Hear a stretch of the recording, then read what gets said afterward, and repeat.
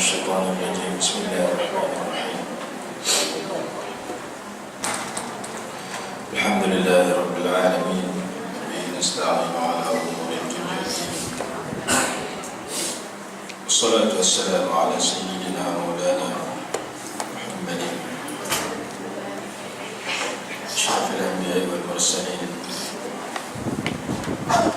وعلى آله وصحبه أجمعين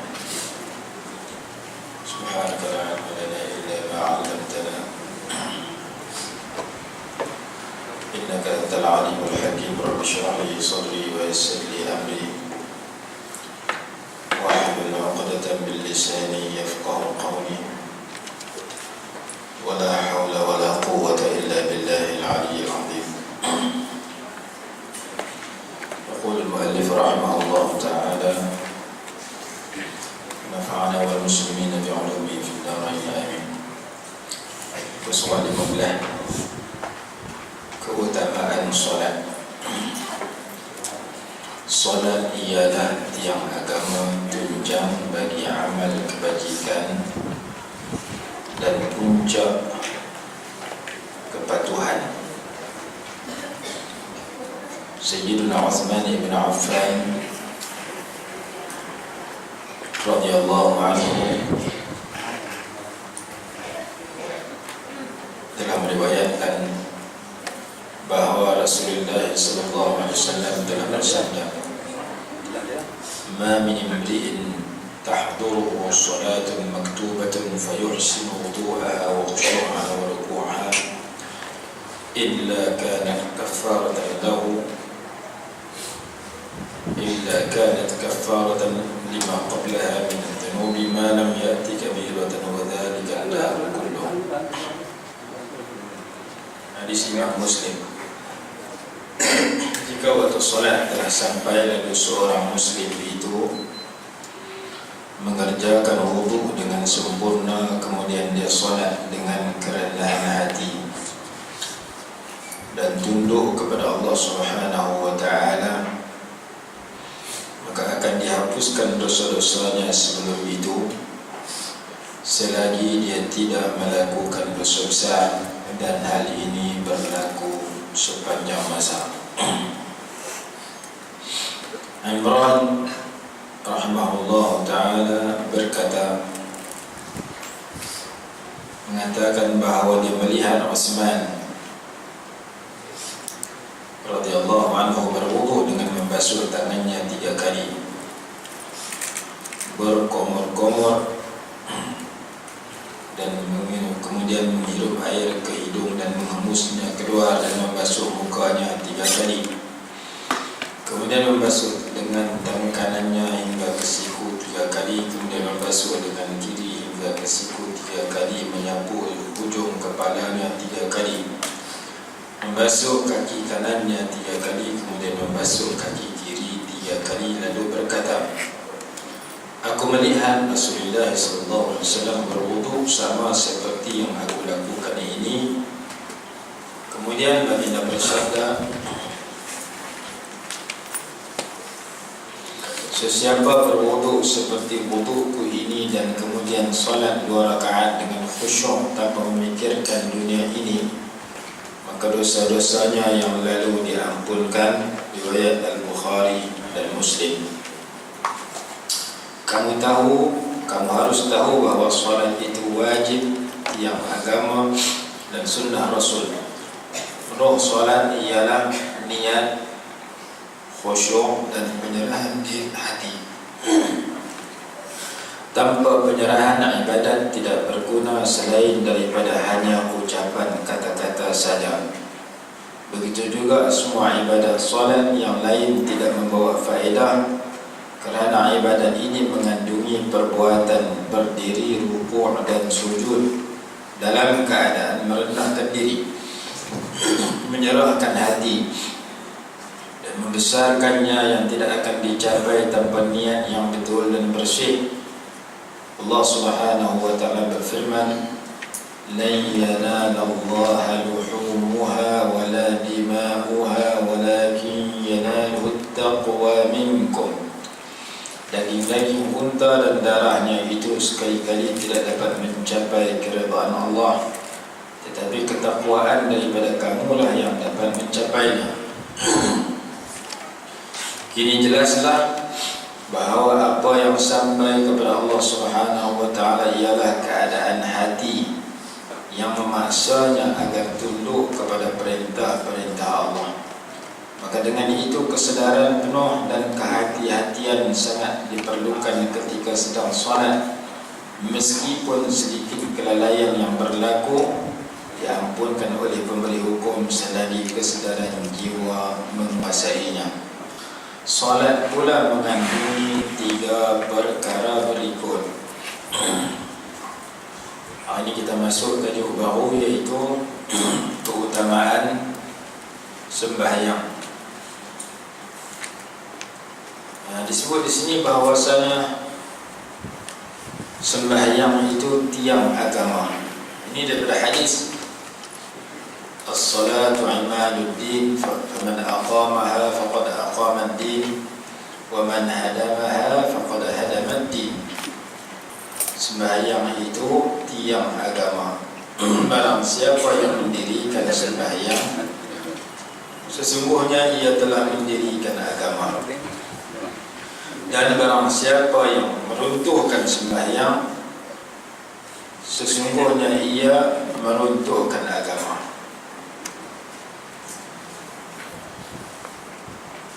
Jadi macam orang nak buat rumah, orang nak buat masjid, nak buat surau, nak buat sesuatu bangunan, mesti ada tiang. Lepas ada tiang baru dia penaik, dia buat bumbung, dia penaik dinding. Kalau tiang tak ada, bumbung terjun, dinding pun tak boleh dekat. Jadi dinding dengan bumbung ni kena tumpang di tiang. Yang jenis ada bumbung tak ada dinding ni, masjid. Ada jenis ada bumbung tak ada tiang, masjid. Langit ada bumbung, bumi ada bumbung langit, tetapi tidak ada tiang. Allah sebut dalam Quran semikian, bi ghairi amadin tarawnaha, tanpa tiang yang kamu nampak. Jadi ada tapi kita tak nampak, tapi yang disebutkan tiang tidak dilihat oleh kita, tetapi langit itu dapat berada dalam keadaan tak runtuh. Tapi kalau bumbung rumah kita tak ada tiang, mesti runtuh. Bumbung rumah, dinding rumah kita tak ada tiang juga, tak jadi. Maka ibadat-ibadat yang lain serupa bumbung, ibadat yang lain serupa dinding. Sembahyang itu tiang. Kalau kita sembahyang 5 waktu tak cukup, ibadat lain kita buat juga, rajin sedekah, rajin mengaji, rajin zakat, rajin mengulang puasa, tak tinggal sembahyang tak. Orang puasa bulan Ramadan tapi tak sembahyang 5 waktu, nak jadi macam mana? Serupa dah penaik dinding dengan bumbung, tiang tak ada, terjun dulu. Sebab itu manusia yang mati dalam kubur, yang pertama dihitung oleh Allah ialah sembahyang. Kalau sembahyang lului, hak lain lului. Sembahyang tak lului, hak lain serupa penaik dinding saja. Duk penaik bumbung, tak bumbung terjun, tak bumbung terjun, sebab tak ada tiang.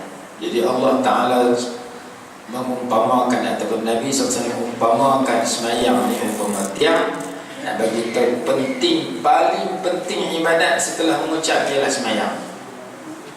Kalau ada di kalangan masyarakat kita yang puasa Ramadan tak tinggal sembahyang tak cukup, bahkan tak sembahyang terus, dia tu serupa orang penaik bumbung, tak ada tiang nak bawa rumah, bumbung terjun begitu saja, rumah tak jadi. Tapi kalau naik tiang bumbung tak ada, tak jadi ke? Tiang naik bumbung tak ada, dinding tak ada, tak jadi rumah juga. Mayang cukup, lain tak ada, nak buat ekor tikam tiap minggu. Mayang benda-benda dosa dia buat juga. Muhung juga, ngumpat juga. Benda-benda jahat sembahyang pun buat, benda jahat pun buat, tak jadi. Kita diajak kalau betul kita sembahyang, tak boleh campur benda baik dengan benda jahat. Wala talbisul haqqa bil batil wa taktumul haqqa wa antum ta'lamun. Jangan kamu campur hak betul dengan tak betul. Benda betul pun kita buat, benda tak betul pun kita buat. Ya hanana pun kita pulun, kepok pun kita pulun juga. Pulun dua-dua. Benda elok pun kita buat, benda tak elok pun kita buat, tak jadi. Quran tak bagi campur. Kalau kita betul dengan Allah Ta'ala, Allah Ta'ala bagi pertolongan. Kemarin saya mengajar di Paksi, cerita tentang perang Badar. Masa perang Badar, Allah Ta'ala hantar malaikat tolong sahabat. Sahabat jumlah 313, orang musyrikin jumlah 950, 3 kali ganda, 950 ataupun 1000, 3 kali ganda. Ketika berlakunya peperangan,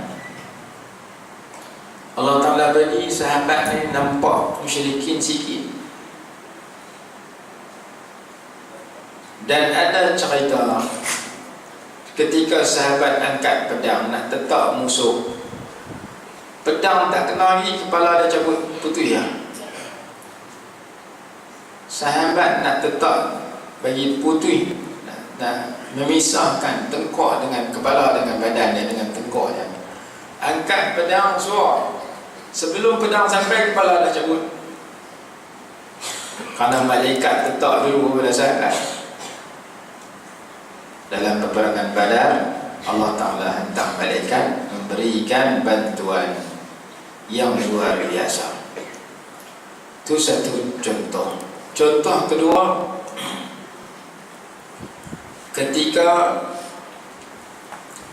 Sayyiduna Hasan bin Thabit radhiyallahu anhu yang merupakan penyair yang hebat, ketika orang kafir menyusun syair mereka untuk mencerca Islam, mencerca Allah dan Rasul, mencerca Islam,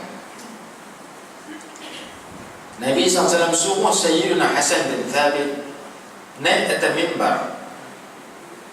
Rasulullah bersabda, "Uhjuhum wa ruhul qudus ma'ak." Hadis Imam Bukhari dan lainnya. Hendaklah kamu menjawab cercaan mereka. Kamu naik atas, jawab balik cercaan orang kafir. Wa ruhul qudus ma'ak, malaikat Jibril bersama engkau. Rasulullah beritahu kepada Sayyidina Hasan bin Thabit, malaikat Jibril akan bagi ilham ke kamu untuk kamu mengeluarkan perkataan-perkataan, syair-syair bagi menjawab cercaan musyrikin Mekah, bagi menjawab musyrikin, menggulang musyrikin yang mencerca Islam. Maksudnya Sayyidina Hasan bin Thabit bukan dia bercakap syair mengikut kata-kata dia, tetapi kadang-kadang ilham daripada malaikat Jibril, malaikat yang tolong dia. Kerana Nabi SAW beritahu, kerana kamu ni buat kerja untuk Islam, kamu bercakap untuk Islam, kamu menggunakan kelebihan Allah Ta'ala bagi kepakaran kamu untuk mencipta syair, dan syair itu bagi membela Rasulullah, Allah dan Rasul, maka kamu naik jawab balik, malaikat bersama kamu. Yang ini kita perlukan. Kita perlukan Allah Ta'ala hantar malaikat tolong kita, tapi kita kena kelaku macam malaikat, baru malaikat namai sama kita. Manusia yang kelaku macam malaikat ni, manusia yang duduk dalam baik, tak buat jahat. Kerana malaikat ni duduk dalam baik, tak buat jahat. La ya'suna Allah ma amarahum wa yaf'aluna ma yu'marun. Malaikat ni tak pernah buat maksiat. Malaikat buat apa yang Allah suruh. Kalau kita duduk dalam suasana macam malaikat, Allah Ta'ala tolong. Mana bukti dia? Kerana doa-doa yang kita baca dalam semayang, doa-doa yang kita baca luar semayang, semua itu mengangkat darjat dan mempertahankan orang yang semayang. Kalau dia betul, Pagi tadi kita baca doa tahajud. Dalam doa tahajud ada lafaz, kalau kita teliti, yang berbunyi wa a'udzu bika min syarri kulli dabbah, dan aku berlindung denganmu daripada kejahatan setiap makhluk yang melata atas muka bumi. Tak kira orang, tak kira jin, tak kira binatang. Maksudnya kalau ada orang buat tak betul dengan saya serah orang ni kepada engkau, wahai Allah. Orang yang tak betul dengan kita, Allah Ta'ala tolong ambil tindakan kepada dia. Kalau doa kita mustajab, kalau doa kita betul, dan Rasulullah ajak doa tu suruh kita baca wa a'udzu bika min syarri kulli dabbah. Setiap yang melata atas muka bumi, kalau nak buat tak ketahuan kat saya, gelong dengan saya, buat benda tak betul dengan saya serah diri dia kepada engkau, wahai Allah, dan saya minta ya Allah lindung saya dari kejahatan dia. Raimah nama tukar kita. Raimah tu binatang yang melata atas muka bumi. Mudah-mudahan kita selamat. Bukti dia, sahabat yang keluar pergi ke Afrika, nak buka Afrika, singa nak makan dia. Dia kata, aku sahabat Rasulullah, kami main ni nak sebar Islam di sini. Singa tak jadi makan, tunduk ke dia. Dia penek atas belakang singa, dia pasal sat jalan. Singa bawa ni. Singa nak dengar cakap orang. Tapi oleh kerana sahabat ni orang yang betul dengan Allah dan Rasul, generasi yang terbaik, Allah bagi benda luar biasa kepada mereka. Makhluk yang nak bunuh dia akhirnya jadi khadam kepada dia. Itu binatang yang buat.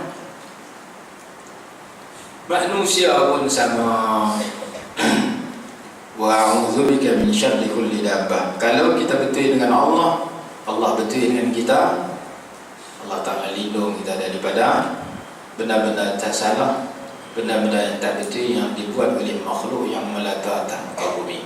Tak kira makhluk itu penguasiam kah, tak kira makhluk itu binatang kah, tak kira makhluk itu manusia kah, tak kira makhluk itu jin kah, Allah Ta'ala lindung. Kalau doa kita mustajab, hatta dalam sembahyang kita ada doa sedemikian. Cuma kita nak kena teliti kualiti sembahyang kita. Sembahyang kita biar kata lepas sembahyang tak ketahuan hala, tak ada apa. Maka kita Imam Ghazali rahimahullah, kalau kita baca dalam Ihya depan saya ni lebih daripada 200 muka surat bahas bab sembahyang, 230 muka surat bab sembahyang saja. Kalau mengajar ni setahun tak habis. Pasal ni pun berapa muka, berapa baris, baru muqaddimah. Jadi sembahyang ni salah satu daripada sifat dia ialah munajat. Munajat mana berbisik. Sembahyang ni kita berbisik. Bisik dengan siapa? Raja kepada segala raja. Bisik dengan Allah Ta'ala. Kalau kita nak jumpa raja, kita nak jumpa Perdana Menteri, nak jumpa Menteri Besar, bukan boleh belah jumpa begitu kan. Mesti kena jumpa, buat surat, ada perantaraan. Kadang boleh jumpa, kadang boleh tahu surat kita betul, kita jumpa. Nak jumpa pembesar di kalangan manusia payah, tapi nak jumpa Allah Ta'ala pembesar bagi segala pembesar 24 jam bila-bila masa. Allah permudahkan. Hampa nak jumpa orang besar, payah hampa jumpa aku ni maha besar. Macam mana caranya? Sembahyang dengan baca Quran. Man arada an yatakallama ma Allah falyusalli. Siapa nak bersembang dengan Allah, hendaklah dia sembahyang.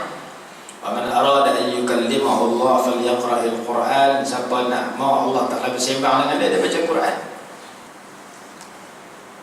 Dalam pendahuluan bab sembahyang ni, Imam Ghazali Umar dia kata sembahyang itu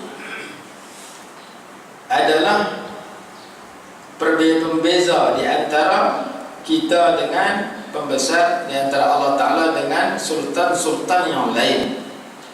Allah Ta'ala memakmurkan hati hamba-hambanya dengan cahaya agama dan tugas agama. Allah Ta'ala tawarkan setiap malam sebelum subuh di langit dunia, disebutkan turun ke langit dunia masa dia rahmat Allah Ta'ala dekat kepada orang yang berdoa ketika itu. hal min da'in fa astajib lah, hal min mustaghfirin fa aghfir lah. Ada siapa nak berdoa macam ni, aku nak mustajab doa dia. Ada orang nak minta ampun, aku nak ampun dosa dia. Wa bayana as-salatin, dan berbezanya Allah raja bagi segala raja dengan segala raja yang lain di dunia ini, bi fathil bab wa raf'il hijab, karena Allah buka pintu terbuka untuk rakyat, untuk hamba dia berjumpa dia, berdialog dengan dia, bercakap dengan dia, minta ke dia, hampak ke dia, mengerayu ke dia sepanjang masa. Wa raf'il hijab wa rakhasa lil ibad, dan mempermudahkan bagi setiap hamba itu fil munajah, pada berbisik sembang. Allah Ta'ala nak bersembang dengan hamba ya bila-bila masa. Macam mana bis salawat dengan semayang. Kita mengaji hadis Imam Muslim, ketika kita baca Fatihah, Allah Ta'ala jawab Fatihah kita. Idza qasamtu as-salata baini wa baina 'abdi nisfain, aku bahagikan semayang antara aku dengan hamba aku dua bahagian. Idza qala alhamdulillahi rabbil alamin, qala Allah azza wa jalla hamidani 'abdi, bila hamba aku baca alhamdulillahi rabbil alamin, Allah Ta'ala jawab hamidani 'abdi, hamba aku telah puji aku. Kita kata alhamdulillahi rabbil alamin, segala puji bagi Allah, sama ada dalam sembahyang fardu, sembahyang sunat, sembahyang mayat, Allah jawab sembahyang pujian itu. Allah Ta'ala jawab hamidani 'abdi, hamba aku telah memuji aku. Bila kita baca ayat berikutnya Ar-Rahmanir Rahim, Allah Ta'ala jawab asna alayya 'abdi. Asna alayya pun lebih kurang maksud alhamdulillah, Allah puji, Allah syukur. Yang kedua Allah puji, Allah telah, hamba aku telah memuji aku, hamba aku telah memberikan kata-kata yang menyanjung aku. Ar-Rahman Maliki Yaumiddin. Bila kita baca ayat berikutnya Maliki Yaumiddin, Allah itu raja yang menguasai hari perhitungan dan pembalasan. Allah Ta'ala jawab majjadani 'abdi, hamba aku telah mengagungkan aku. Majjadani daripada perkataan majid, macam kita baca di akhir tasyahud akhir, innaka hamidun majid. Majid itu makna agung. Allah Maha Agung. Innaka hamidun, sesungguhnya engkau Tuhan yang Maha terpuji. Majidun, lagi Maha Agung. Bila kita baca ayat itu, Allah Ta'ala kata majjanani 'abdi.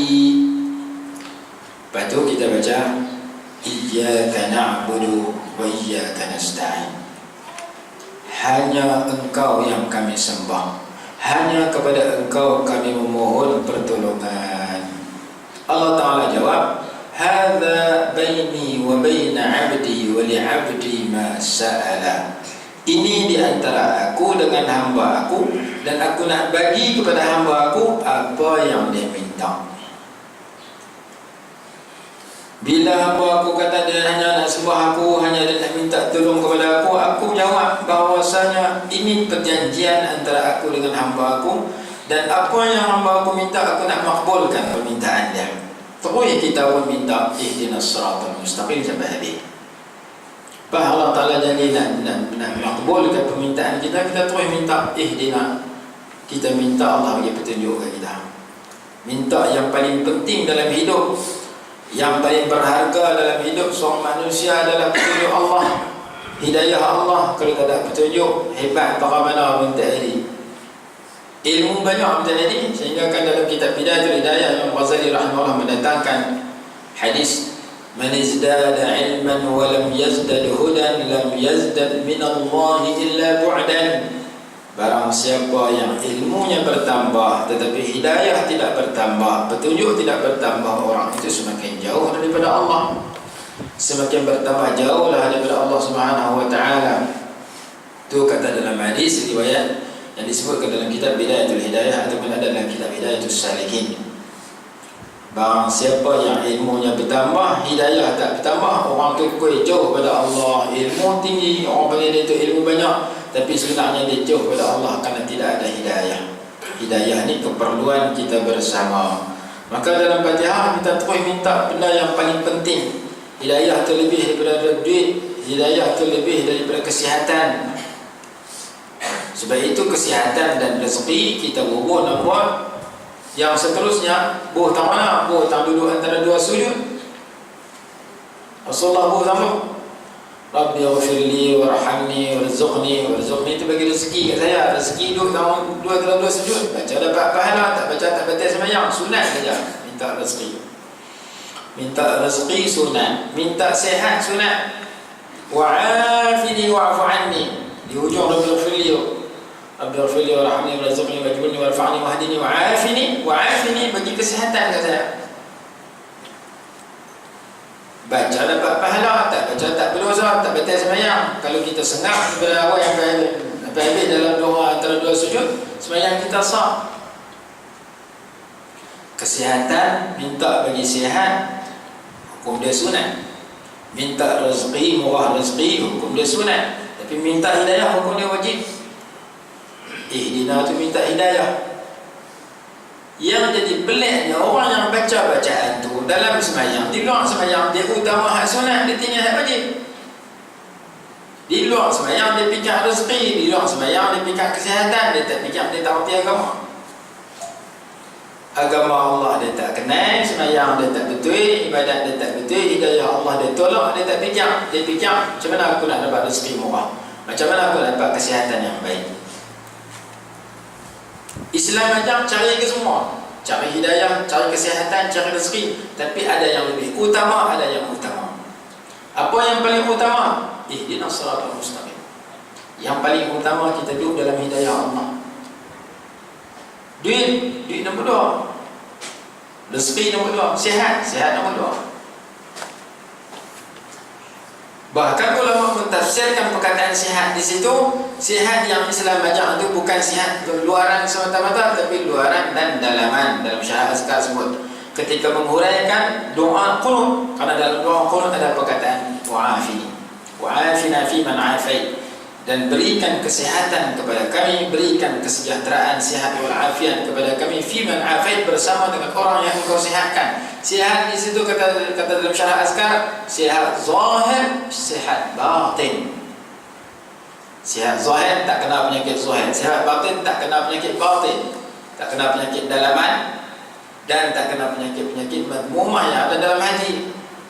Tak kena takabur, tak kena ujub, tak kena bakhil, tak kena bohong, tak kena benda-benda buruk yang main daripada hati, sifat-sifat buruk yang menimpa hati seseorang.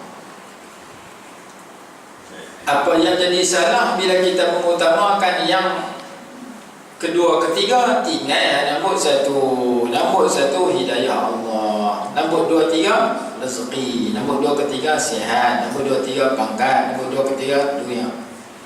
Manusia fikir nombor dua, tiga tinggal hidayah Allah, dia bercanggah dengan hidayah Allah. Hidayah Allah itu tahu mana? Dzalikal kitabul la raiba fihi hudan lil muttaqin. Hidayah Allah itu tahu mana? Innaka latahdi ila siratal mustaqim. Hidayah Allah itu tahu mana? Wa ja'alna minhum a'immatan yahdun. Hidayah Allah duduk dalam Quran, hidayah Allah duduk dalam hadis, hidayah Allah duduk dalam kitab-kitab para ulama, duduk pada alim ulama. Sesiapa yang baca ihdina, dia tak boleh tinggal Quran, dia tak boleh tinggal hadis, dia tak boleh tinggal kitab-kitab ulama, dia tak boleh tinggal ulama yang telah meninggal dunia, dia tak boleh tinggal ulama yang masih hidup. Kalau dia tinggal, dia tolak, dia lawan, dia bercanggah dengan benda yang dia minta, dengan benda dia buat. Dalam sembahyang minta hidayah, luar sembahyang lawan hidayah. Serupa orang sakit minta ubat, dapat ubat, lempar. Pergi jumpa doktor minta ubat, doktor bagi ubat, marah ke doktor. Baik berdengung, beri ubat kat aku. Kalau kamu tak mau makan ubat, jangan pergi minta awal. Kalau kamu pergi minta, rugi masa kamu pergi duduk peratok. Kadang-kadang kita pergi klinik berjam-jam, tak pergi klinik kerajaan lagi lama. 3 jam nak buat beli ubat wajib, ubat jantung. Mai bila? Pukul 8 sampai dah. Pukul 12 tak tentu boleh dapat. 4 jam duduk peratok. Orang perempuan nak beranak, pergi peratok di klinik desa. Dulu lah tak tahu beranak tak nak, mana peratok tak nak.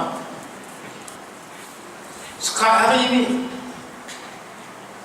pergi pagi, tunggu giliran kat pukul 12, 1 dapat 3-4 jam nak melengok. Misi bagi ubat balik, dia lempar dalam perlu pisang, tak makan. Pokok pisang yang beranak banyak, kena ubat tu. Pokok pisang beranak tak sangka, ubat pisang banyak, bini aku lempar ubat beranak dia tu. Dia pergi beratok 3-4 jam nak ambil ubat untuk dimakan oleh seorang ibu yang hamil. Dia pergi bagi kat pokok pisang yang hamil. Dia tak makan. Dia kata tak pergi, dia mesti main marah. Pergi ambil nak makan, tak lalu. Ustaz yang cerita ni tahu lah. Saya tahu orang kampung saya tahu tu. Kita duduk kampung. Tu terpaksa pergi ambil. Jadi kalau kita sakit, pergi minta ubat, kita tak mau makan ubat, kita marah pula ke orang bagi ubat, baik kita sampai ambil pada awal. Sakit apa? Sakit bisui. Tahu tak pergi ambil? Bukan tidak makan ubat, mengerang tu. Sakit apa? Sakit jantung. Sakit apa? Darah tinggi, kecil manis. Oh, tapi ambil ubat. Pergi mengaji di Pondok Sungai Bungkok, ustaz kata tak payah ambil ubat. Saya dia tak lalu makan ubat. Senang. Tapi kalau kita nak pergi ambil ubat, maka kita kena makan ubat tu, kena pandang mengikut arahan doktor. Kalau doktor tu alim dalam bidang sakit. Dalam bidang sakit tak ada orang lebih alim melainkan doktor. Kalau dalam bidang pomen, kereta yang alim dia pomen. Jadi kalau kereta rosak, pergi cari pomen. Tu badan kita sakit, kena cari doktor. Jangan kita tukar. Gigi sakit, pergi cari pomen. Awak ni pelayar pomen nampak elok ni, jangan cabut gigi aku, dicabut dah habis, dah tu mulut tu. Kena cari orang yang bidang dia sakit, doktor. Kereta rosak, pomen, mekanik. Maka doktor akan bagi arahan, sakit kamu ni punca ada sekian, sakit kamu ni tahap dia sekian, darah kamu macam ni, kolesterol kamu macam ni, kamu kena makan ubat warna ni berapa biji, berapa kali sehari, kena pantang macam ni. Saya baru jumpa orang kampung saya, dia tunjuk ubat penuh selepah tu daripada Ahad sampai Sabtu, tiap-tiap kotak tu tulis hari. Ini hari Ahad, Sunday, Monday, apa day gitu, sampai habis. Ahad, Isnin, Selasa, Rabu sampai dia kata ni ustaz tengok ubat saya, sehari seminggu banyak kena makan.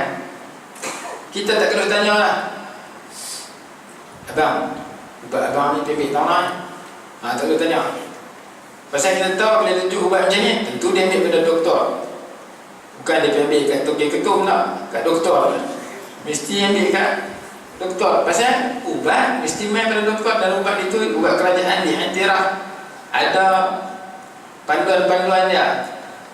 Maka dia tekat tunjuk saja tak jadi, tekat baca tulisan di plastik itu tak jadi. Mesti telan ubat tu mengikut arahan, mesti pantang. Baru penyakit dia sama ada nak lega ataupun boleh bertahan ataupun boleh nyawa panjang. Sesiapa yang pergi ambil ubat, doktor bagi ubat, balik main, doktor kata kamu kena makan ubat 3 kali sehari, pagi, tengah hari, petang, selepas makan. Dia tulis tu. Kadang sebelum, kadang selepas. Biasa ubat kita ambil, dia tulis selepas. Jenis sebelum ni ubat-ubat jenis madu lebah, minyak zaitun, habatus sauda, apa lagi, cuka kurma, kemudian roman ni delima. Jenis ubat-ubat sunnah ni makan sebelum, ketika perut kosong. Bangkit tidur, nak minum minyak zaitun, telan minyak zaitun 2 cenca ketika perut kosong. Tapi ubat yang kita ambil daripada doktor biasanya selepas makan. Kalau kita tak ikut arahan tu, kita makan ubat dulu, ketika perut kosong kita makan ubat tu, jadi perut kita bersyaraf, keruk-keruk. Kadang-kadang pasal apa? Hang tak ikut doktor. Doktor kata kena makan nasi dulu, bagi pelapis perut dulu, baru hang makan ubat ni. Tidak jadi masalah. Maka kita baca doktor habang, kita mengaku depan doktor, balik rumah kita menyerok dulu, kena roti canai ke, cok kodok ke, nasi lemak ke, lepas tu kita pun makan ubat. Tengah hari sini makan nasi, tengah hari makan ubat. Malam tadi makan malam, makan ubat. Doktor kata 3 kali makan sehari. Selepas makan, warna ubat sekian, berapa biji, disenaraikan. Kalau seseorang pesakit tu bayar duit kat doktor, setelah dia beratok 2-3 jam, doktor bagi duit, dia terima duit, dia balik rumah, dia makan, lepas makan dia ambil plastik ubat, dia baca 3 kali makan, 3 biji sekali makan, 3 kali sehari. Lepas tu dia simpan. Plastik tu dia tak buka pun, ubat dia tak sentuh sebiji pun, dia sekadar baca arahan doktor. Bukan dekat baca, hafal terus 3 hari hafal. Mai lepas orang dia makan, dia ambil plastik, dia baca 3 kali baca, itu disimpan. Kalau macam tu perangai pesakit, tak kena pergi ambil ubat. Kalau ambil pun pakai tak lega, kau teruk lagi ada. Pasal apa? Doktor habang supaya hang dengar, lepas hang dengar hang laksana apa doktor kata. Ni dah hang baca tiap-tiap kali mai waktu dia, waktu sepatutnya makan kamu sekadar baca. Lepas sarapan pagi kamu baca tulisan, kamu simpan ubat. Lepas zuhur kamu baca tulisan, kamu simpan ubat. Lepas maghrib, lepas isya kamu makan malam, kamu baca tulisan, kamu simpan ubat. Ubat kamu tak telan walaupun sebiji, tapi kamu baca arahan doktor. Macam mana ini? Kita kata ini bukan sakit yang dia pergi cari doktor. Sakit dia ni kena pergi tanya rambutan cek. Pasal apa? Waya short ni, ni waya putih ni. Pasal apa? Hang pergi ambil ubat, orang suruh makan, hang balik baca. Baca arahan di plastik ubat, tapi ubat tu tak makan mengikut yang diarahkan dan tak pantang menurut yang diarahkan. Malah dia ni tak betul. Kita kata tak betul kepada orang yang ambil ubat, biar sampai masa dia hanya baca tulisan tapi dia tak makan. Tapi berapa ramai orang yang main bulan puasa baca Quran tapi dia tak ikut arahan Quran. Tiap-tiap bulan puasa khatam Quran, tiap-tiap bulan puasa khatam Quran. Apa Quran kata dia tak buat. Seperti mana orang yang baca plastik ubat tak tahu ubat.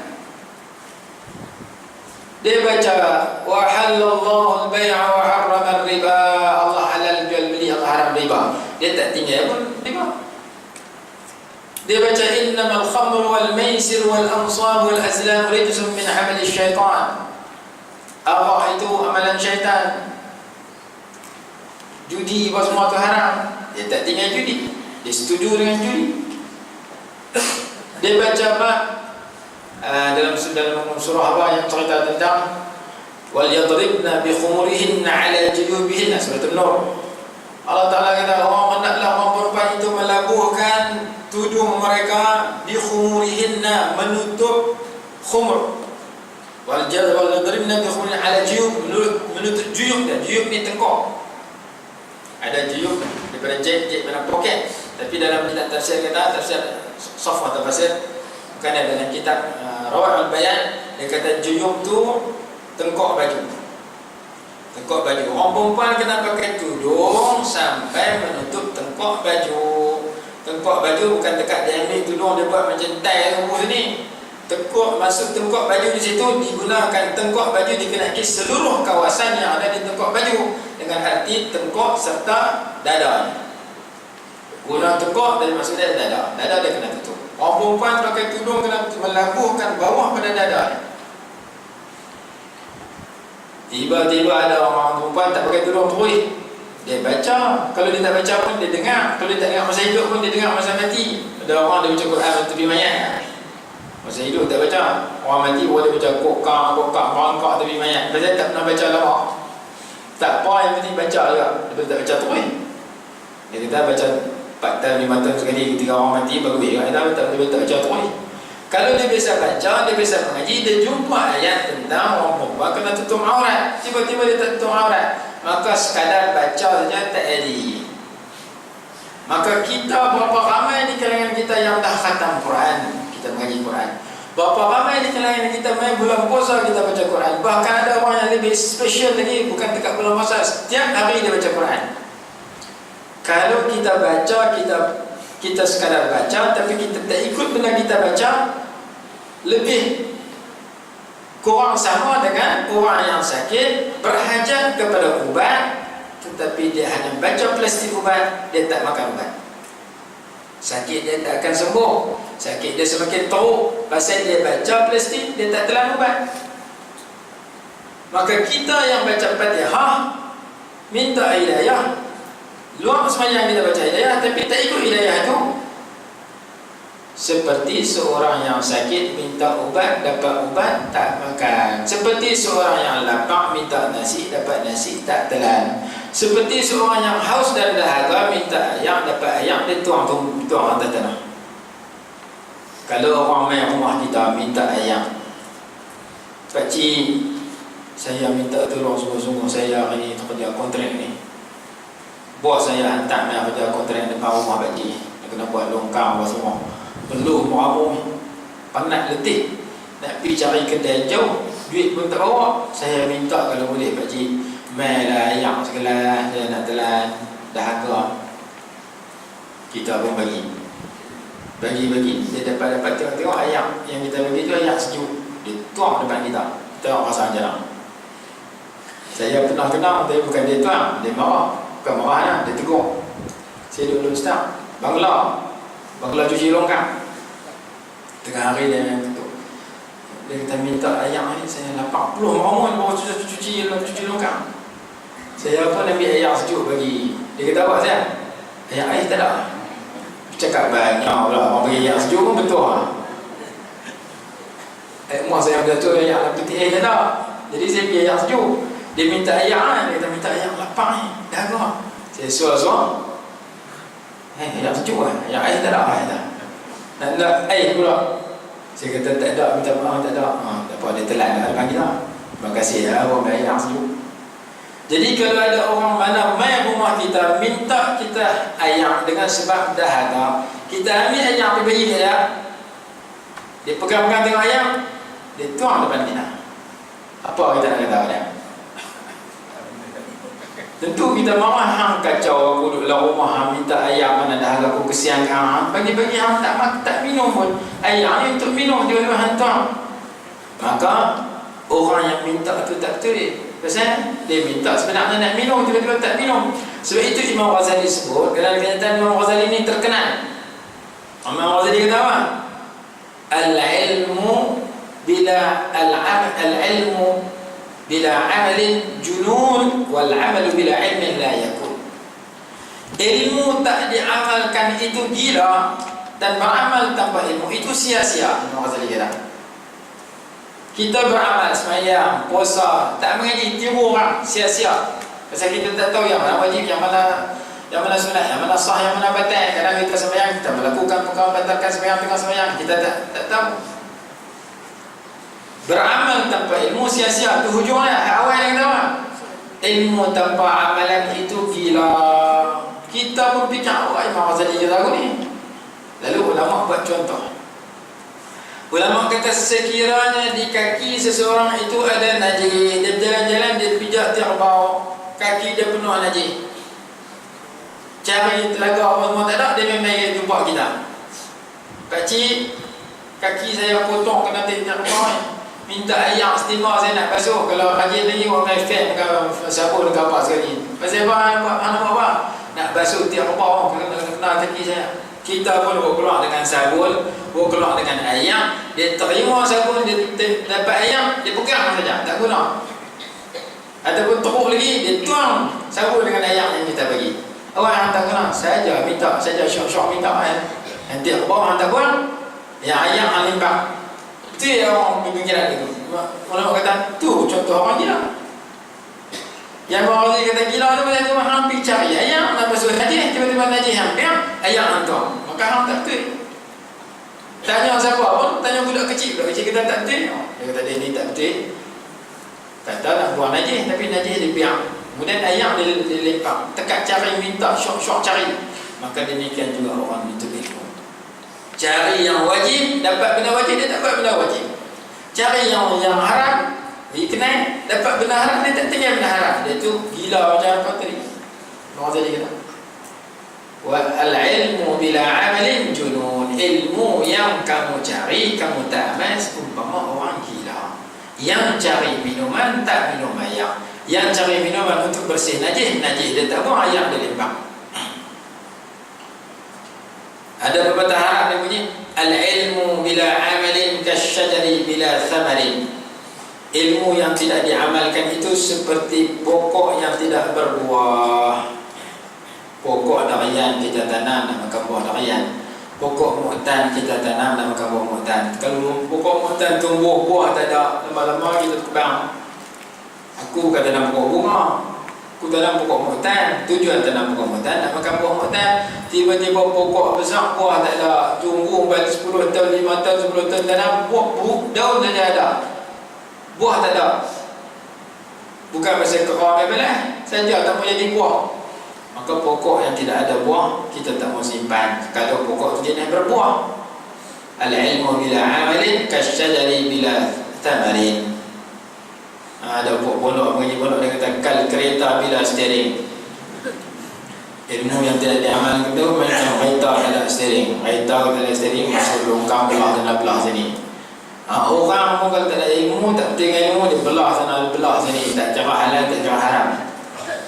Khususnya dalam benda wajib dan benda haram. Benda sunat mengikut kemampuan masing-masing. Benda makruh mengikut sedaya upaya masing-masing. Quran kata kalla lamma yaqdi ma amarah. Tidak ada seorang yang boleh buat semua yang Allah Ta'ala perintah di sudut benda sunat. Mengikut mastata'tum, idza amartukum bi syai'in fa'tu minhu mastata'tum. Bila aku suruh buat itu benda, buat sedaya upaya kamu. Tapi benda haram dan wajib tak boleh, tidak ada tolak ansur. Benda wajib tak boleh tinggal, benda haram tak boleh buat. Kalau dia buat juga macam orang gila kata Imam Ghazali, junun. Apabila dia kaki dia kena tai ayam, kaki dia kena tai lembu, tujuan dia cari ayam untuk basuh tai lembu, tiba-tiba bila ayam tu dapat, dia pegang saja tak guna pun, maka dia tak tai. Itu contoh yang disebut oleh Imam Ghazali rahimahullah ta'ala. Maka dalam sembahyang kita minta petunjuk. Siapa yang minta petunjuk, dia tak ikut petunjuk dia minta, dia tak betul. Luar sembahyang dia tak ikut petunjuk, tak betul. Macam mana nak ikut petunjuk? Satu, Quran. Kedua, hadis. Ketiga, alim ulama.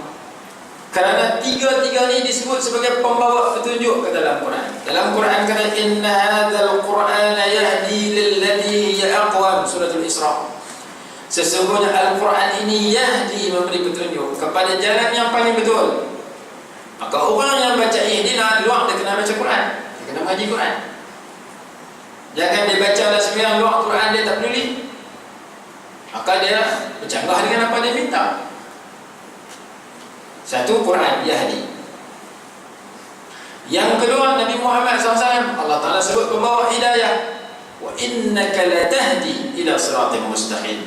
Sesungguhnya engkau memberi hidayah kepada jalan yang betul, jalan yang lurus. Engkau tu Nabi Muhammad SAW.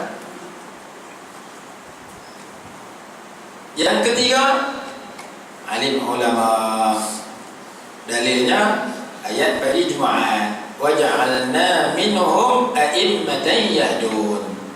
Kami jadikan di kalangan mereka itu imam-imam yang membawa hidayah, ikutan-ikutan yang membawa hidayah. Jadi sesiapa yang baca ihdina, tiga benda ni dia tak boleh tinggal. Kalau boleh setiap hari. Tak boleh setiap hari, 2 hari sekali. Tak boleh 2 hari sekali, seminggu sekali. Yang penting aku kena cari benda aku minta. Aku minta petunjuk Allah. Petunjuk Allah duduk dalam Quran, petunjuk Allah duduk dalam hadis, petunjuk Allah duduk dalam mendampingkan diri kepada alim ulama. Sehingga kan ada kitab dia tulis apa? Jangan kamu ikut tu imam yang jadi imam la yakhtalifuna ila ulama, apabila imam tu tak mendampingi ulama. Kalau ajaran ni diamalkan, cakap ada tu imam tak mengaji semua. Dalam kitab apa? Ihya Ulumuddin. Pagi tadi saya baca. Jangan kamu ikut tu imam hak dampingi ulama. Siapa kata? Imam Hasan Al-Basri. La tusallu khalf rajulin la yakhtalifu ila ulama. Dalam bab fadilatul jamaah, dalam bab kelebihan sembahyang jemaah.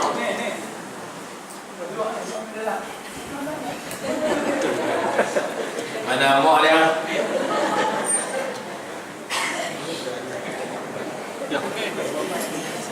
Jangan kamu sembahyang jadi makmum ikut tu imam. Pakai lebay tak pakai apa.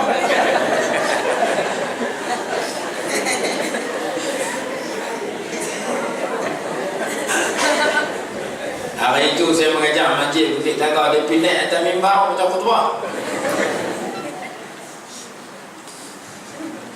Ada seorang yang dia pelari tongkat. La yakhtalifun. La tusallu khalfa rajulin la yakhtalifu ila al-ulama.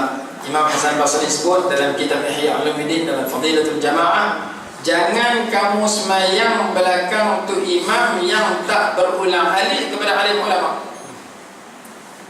Maksudnya tu imam tu dia jadi imam tapi dia berasa dia alim lah. Kalau imam tak alim semua tak apa. Ada benda-benda dia tak kerti, takut dia bagi petua ke ahli jemaah dia, benda tak betul jadi masalah.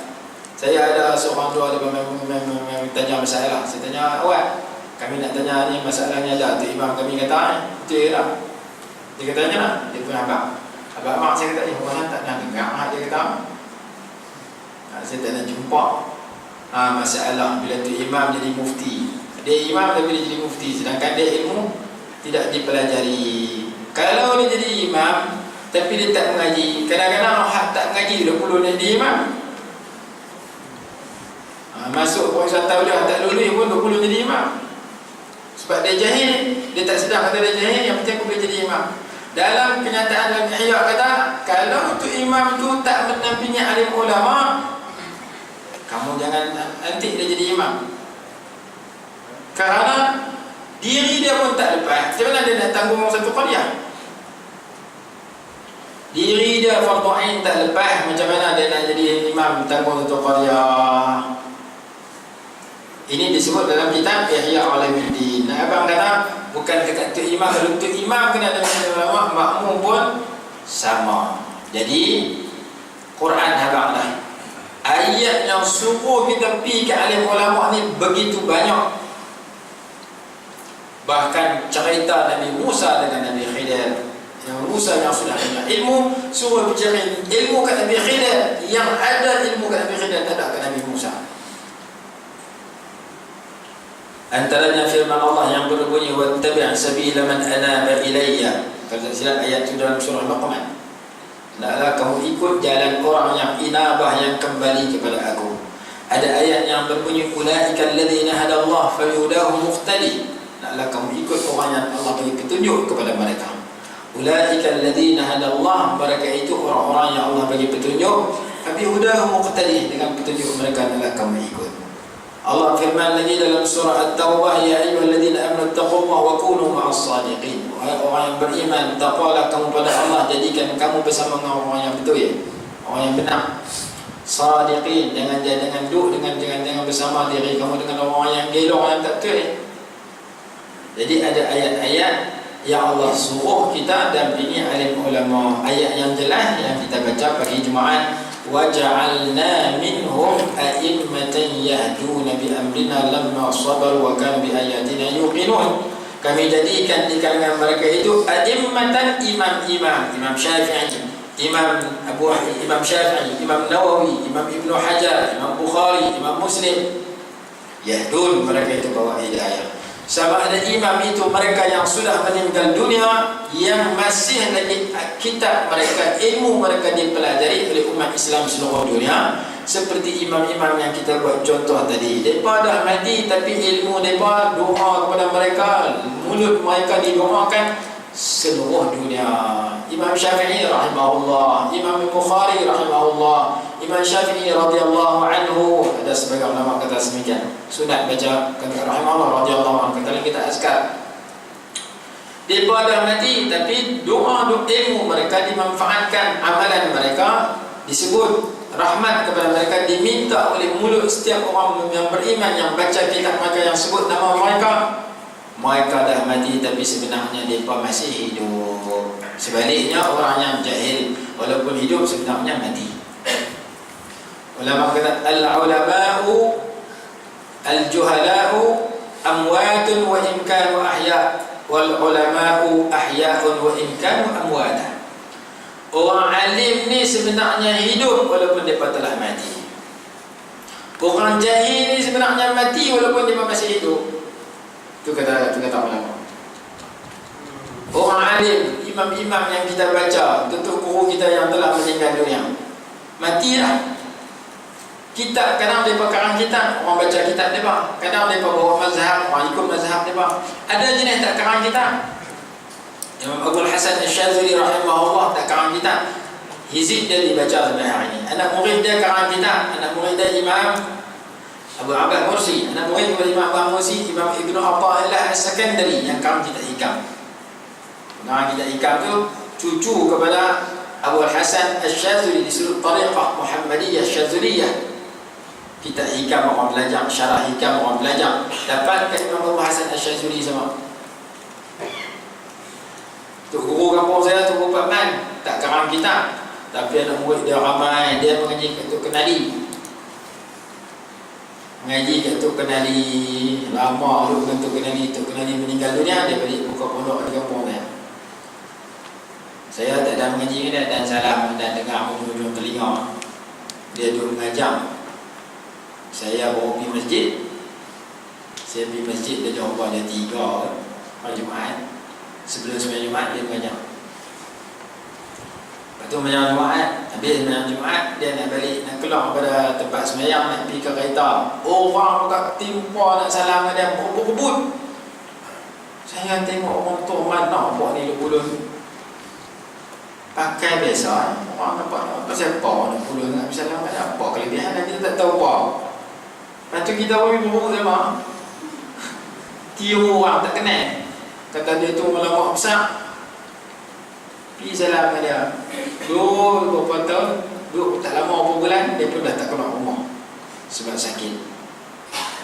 Tu tahun 80-an 87, masa tu saya tingkat 4, dia meninggal dunia. Masa dia meninggal dunia, kereta yang menziarah mayat dari kiri kanan berbatu. Semayang mayat dia 2 kali. Allah masjid bukit besar tu, mayang lagi. Orang tak orang panggil mana jam pergi main kepala dia. Orang pakai berapa duit boleh segundi. Kalau tak silap dia kurang 7,000 ke 10,000 duit orang sedekah. Lepas tu orang pergi mayat dia ke kubur. Anak murid dia main baca Quran dengan dia di kubur dia 40 hari 40 malam. Percuma. Saat nak buat dalam kubur, saat pada Pulau Kedah, saat pada sana ni 40 hari 40 malam. Kita bila orang hidup, kita tak merasa dia bernilai. Mati orang lain, silap aku tak mengaji dia, silap aku tak pergi dia, silap saja. Masa hidup kita tak rasa dia itu nampak biasa. Bila mati baru kita tengok orang timpa-timpa pakai main ziarah mayat dia. Kalau mengaji dia baru kita rasa rugi. Sebab dia mengaji bukan orang biasa. Tok dia Tok Kenali. Tok Kenali itu wali Allah, bukan orang biasa. Anak murid yang mengaji kepada guru yang hebat, anak murid jadi hebat. Kita mengaji kat guru kadang gelong sana, gelong kita kali. Guru orang ada 15 orang. Ni gelong, ni sembahyang tak cukup, ni 3 ekor anak murid dia teratur. Kalau dia mengaji kepada orang yang wali Allah, mulut dia berhasil, doa dia mustajab, pindah kebaikannya. Datuk Mufti kata, ayah saya pun mengaji kat Tok Kenali juga, Pak Mal mengaji kat Tok Kenali juga. Anak orang Tok Kenali ni menjadi belakang. Biasa mengaji kadang duduk tak lama pun balik jadi orang lama buka pondok. Hak tak mengaji ada curi ayat Tok Guru. Tak beradab dengan Tok Guru. Tok Guru pada tu ayat pula. Nak kena angkut yang telaga. Tengah malam habis dia mengajar, dia pergi angkut ayat telaga buah pula. Pep ayat tak ada. Angkut buah pula. Siapa tu angkut? Tok Kenali yang angkut lagi. Anak murid teropong. Tok Guru pergi, anak murid pergi mandi yang tu. Buat apa? Ambil berkat. Ambil berkat yang teruk, ambil berkat yang orang tua tu. Tok Guru pergi, dia ambil yang pula, dia mandi. Tok Guru angkut teruk-teruk. Dia pergi orang ambil semayang, dia pergi mandi yang tu. Balik mandi jadi apa? Jadi tu imam. Tak jadi Tok Guru. Pasal apa? Pasal perkenal Tok Guru. Dia kata kami bismillah seorang tu imam. Ya saya cerita. Kalau dekat dia main dia yang Tok Guru dia perkenal tak ikut, cakap Tok Guru dia lawan balik tak jadi Tok Guru jadi tu imam kan. Tapi Tapi kalau betul-betul taat kata kembali balik jadi ulama besar, antaranya Pak Mahdi besar. Jadi ulama kata ulama itu orang yang hidup walaupun mati. Pak Mahdi mati lah, tapi ada murid dah. Yang mengaji pondok ada yang ambil manfaat daripada tempat pengajian yang dia buka, tersebar atau tersebar. Ada murid Pak Cuy mengajar mati, terkenal. Jadi tutup guru dulu mereka ikhlas tinggi, keberkatan mereka luar biasa. Saya ngaji kat Pak Min. Pak Min tu saya mengaji habis sampai mati pun saya baca tahlil dia. Kau suruh baca.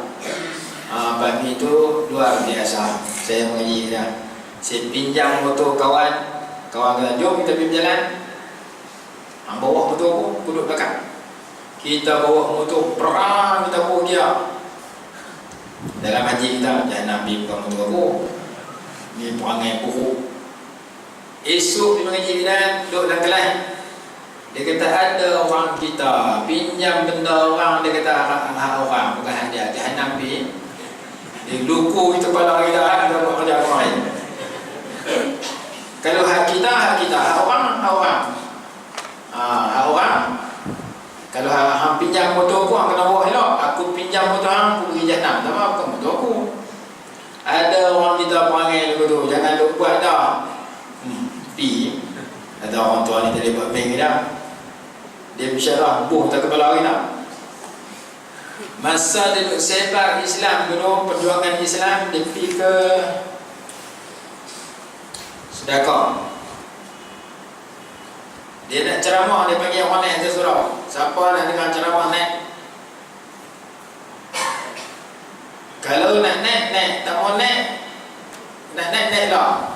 Kalau setengah saya ceramah saya tak nak naik lah. Naik sebahagian, tak naik sebahagian. Lepas tu dia pun habis, okey tak mau naik lah. Okey cukup, saya nak mula ceramah. Dia pun mula ceramah. Mula ceramah, tengah-tengah dia ceramah ada orang naik. Tadi dia tak bagi. Naik-naik panas, tak ada duduk, lari turun bawah. Lepas tu hang seorang yang angkat tangan. Turun, saya nak minta izin nak balik. Dengar macam suara telinga nak balik. Hang kena balik cepat. Ada masalah di rumah. Balik-balik bini dia jatuh tangga. Balik-balik orang main cari kamar hidup, tahu nak kamar hidup. Dia kata kepala bapa apa kamar hidup. Aku bukan rapi apa. Tapi Allah Ta'ala tunjuk ke mereka pada masa itu. Arwah tu buat ceramah sebelah yang orang main lumuk najib. Dia kata driver dia belakang turun ni. Mereka ni tak suka turun main ceramah ni pun najib dia kata. Tu kata tak saya kata apa, naik balik. Balik-balik kawan lumuk tu. Siang malam syuting. Makan syuting, mandi syuting, tidur syuting, tak ada buat apa. Sebab dia pergi butik, dia tayar di kereta tu tak kata apa. Sebab tu keluar pergi nak ceramah. Orang main buat jahat ke dah, Allah Ta'ala balas kena lala tu. Lah kali mati ayam tu. Mati dah kena busuk najis. Pasal apa? Dia pipu najis dia perkena tu tak tahu apa pun. Allah Ta'ala bela orang-orang lagu tu. Oh tu buat mana mulut dia masin. Mulut lagi dia hitam. Ada anak murid dia ceramah katanya, orang pergi mengacung kena, dia kata tak sah. Tak apa dengar, tak betul kot, silap kot. Dia kata betul, kami dengar betul. Dah, apa silap dengar kot, dia tak mau kata apa. Dia ceramah kata, nek tak pentas kata tu. Lepas tu, satu masa dia pergi ceramah depan pondok. Speaker tu sampai rumah tu. Orang pergi mengadu dia kata tu, dia ni pandai bersyarah, mengaji sekolah ni, pandai bersyarah. Kita dia kata tu. Tu kata, Ustaz beritahu dia ada tu naik gila tu. Gila dia mati. Dia gila lepas tu kata tu, sampai mati gila, mati sebagai orang gila. Saya kenal ya. Jadi alim ulama ni jangan buat main kalau dia betul dengan Allah Ta'ala. Walaupun dia masuk kantan bangkiat, hidup dalam keadaan sederhana susah, tapi mereka tu dengan Allah Ta'ala luar biasa. Tu bola tu berkat. Kalau orang yang mengaji tu ikhlas. Saya pergi Mesir nampak lagi luar biasa. Seorang pensyarah tu mata tak nampak kelabu kan, masuk dalam kuliah Wasuluddin, duduk Dia boleh tunjuk muka hang pagi tadi tak bayar subuh, hampir bagi qada lah. Pukul 10 pagi. Minta maaf lah, keluar kau tu. Naik keluar kulit hitam. Tu guru mata kelabu boleh nampak dia tak bayar subuh pagi tadi. Ada tu guru dia masuk, dia ambil sembahyang, muka dia berseri, masuk, dia pegang budak. Tiap lah, tarik-tarik tua lah. Siapa abang dia? Dia duduk di rumah. Main pekam tu. Main masuk dalam kelas, tepung dia pekam kat budak dia tiap dia pegang dia. Tak ada siapa abang dia. Di Mesir negara Arab tu guru sana sakan-sakan lagi keturunan Rasulullah pula. Di Mekah sini juga seorang ulama, dia boleh baca Al-Hati tak? Al-Hati yang jadi masih hidup. Jadi ada ulama-ulama yang Allah bagi ilham yang luar biasa kepada mereka. Pasal apa? Pasal amalan mereka tinggi, perjuangan mereka betul, akidah mereka betul, ahli sunnah wal jamaah apa semua. Kita ada orang duk tanya tu pun jawab tak betul lagi. Tambahan abang tak betul macam saya sebut. Tok Guru saya almarhum Syekh Muhammad Zaki Ibrahim, saya tulis soalan nak hantar, dia jawab depan. Saya terlintas dalam hati nak tanya soalan, dia jawab depan. Tak gaduh tanya orang. Ilham dia tu boleh jawab dalam hati kita. Ilham dia boleh jawab apa yang kita sedang tulis. Ambil kertas, pegang, tulis soalan. Masa tulis soalan, masa tulis jawab depan. Lipat soalan, simpan balik. Luar biasa ulama-ulama di sana. Sebab amalan mereka tinggi. Quran mereka hafal, tiap minggu khatam Quran. Jadi hati mereka bersih. Kemudian amalan wirid mereka, zikir mereka semua duduk dalam ibadat. Makanya Allah Ta'ala bagi pertolongan yang luar biasa. Jadi kita baca begini bab ihdina, bab petunjuk Allah. Kita semua wajib minta petunjuk Allah. Siapa tak minta dosa besar, siapa tak bayar dosa besar. Maka jangan sekadar kita minta tapi kita tak buat apa kita minta. Jangan kita tak cari apa kita minta. Kita kena cari Quran, kita kena cari hadis, kita kena cari alim ulama. Itu di antara amalan yang boleh kita huraikan berbagi ini. Tak boleh banyak lah, masa pun tak mengizinkan. Cuma malam ni saya nak buat pengumuman sekali ni, takut lupa. Malam ni seorang ulama akan datang ceramah di pondok kita pada agama depan. Ini ulama yang hebat juga ni. Ulama yang hebat di Iraq, datang daripada Iraq, PhD. Kemudian dia jadi pensyarah di Hadramaut 6 tahun.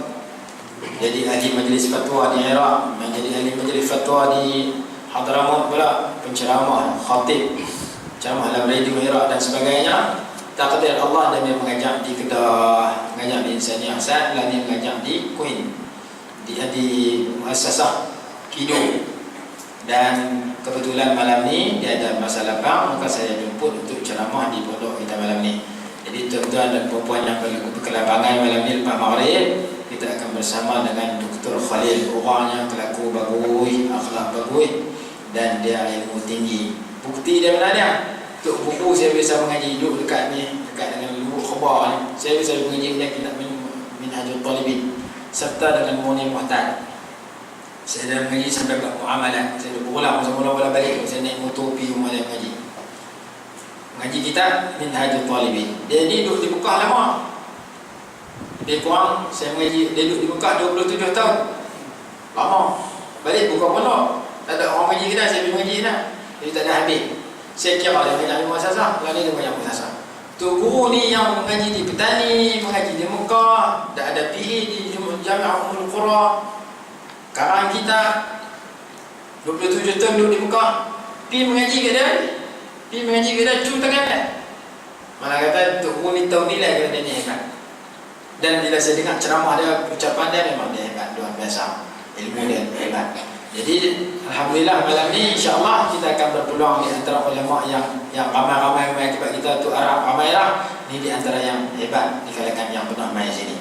Jadi kalau tuan-tuan ada masalah lapang malam ni, main siap-siap sebelum maghrib, kita ambil maghrib. Lepas maghrib kita akan mendengar ceramah daripada beliau, iaitu Dr. Syekh Dr. Khalil Hafizahullah Ta'ala, ulama dari Iraq yang sedang bertugas di Kidu Muassasah Darul Ulum. Sekadar itu untuk pagi ini, kerana masa tidak mengizinkan, insyaAllah nanti kita sambung uraian daripada keutamaan salat. Salat dalam Bismillahirrahmanirrahim. Alhamdulillah, sallallahu alaihi